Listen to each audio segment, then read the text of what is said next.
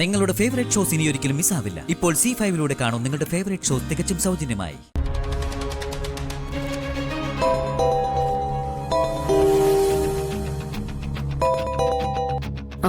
എന്താനു madam, ഹർഷനെ പറ്റി എന്തെങ്കിലും വിവരം കിട്ടി അറിയിക്കണമെന്ന് പറഞ്ഞിരുന്നില്ലേ? ഉവ്വ്. എന്നിട്ട് ആളെ എവിടെയുണ്ടെന്ന് അറിഞ്ഞു. ആ ഗുഡ്. എവിടെയാ അയാള്? അല്പം ദൂരെയാ, കാലിഫോർണിയ. അപ്പോ ഹർഷൻ സ്ഥലത്തില്ല. ഇതെങ്ങനെ അറിഞ്ഞു?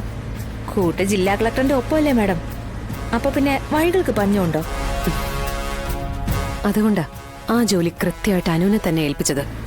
പക്ഷെ ഒരു പ്രശ്നമുണ്ട്.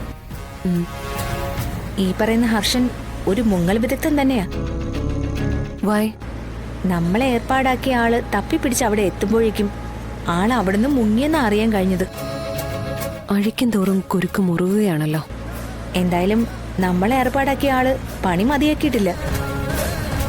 അന്വേഷണം കാര്യമായിട്ട് നടത്തുന്നുണ്ട്.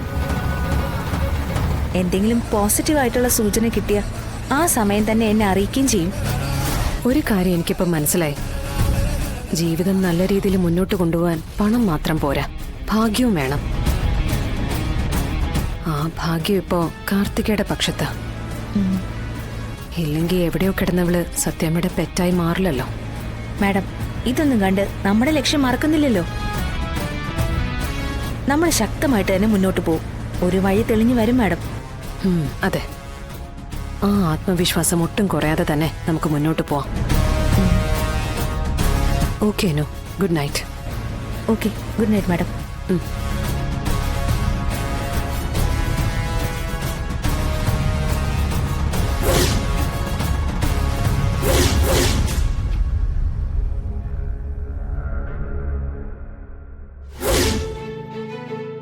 അതെ, മുറിയൊക്കെ ഇഷ്ടപ്പെട്ടോ? ഇഷ്ടപ്പെട്ടു. സത്യം ഇവിടെ ഒറ്റയ്ക്കാണോ കിടക്കുന്നത്? ചെലപ്പോ പേടിയാവില്ലേ? എന്തിനാ പേടിക്കുന്നേ? ഇത് എന്റെ വീടല്ലേ. ഞാൻ ഒറ്റയ്ക്ക് കിടന്നൊക്കെ ശീലിച്ചിട്ടുണ്ട്. ഒരു പേടിയില്ല.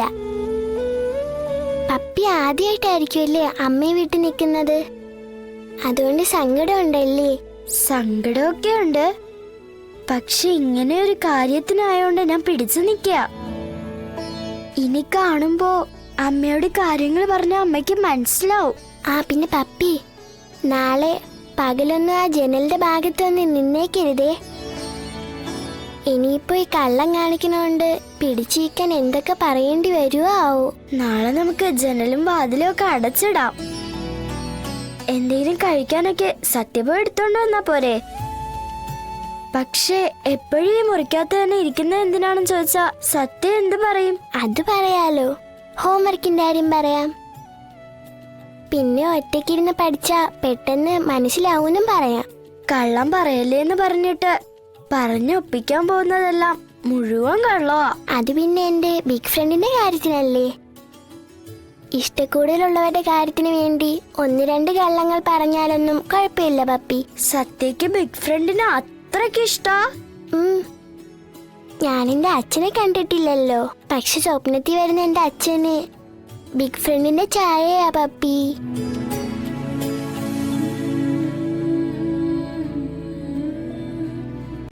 ഡൗൺലോഡ് ചെയ്യൂ C5 ആപ്പ്. കാണൂ എല്ലാ എപ്പിസോഡുകളും സൗജന്യമായി.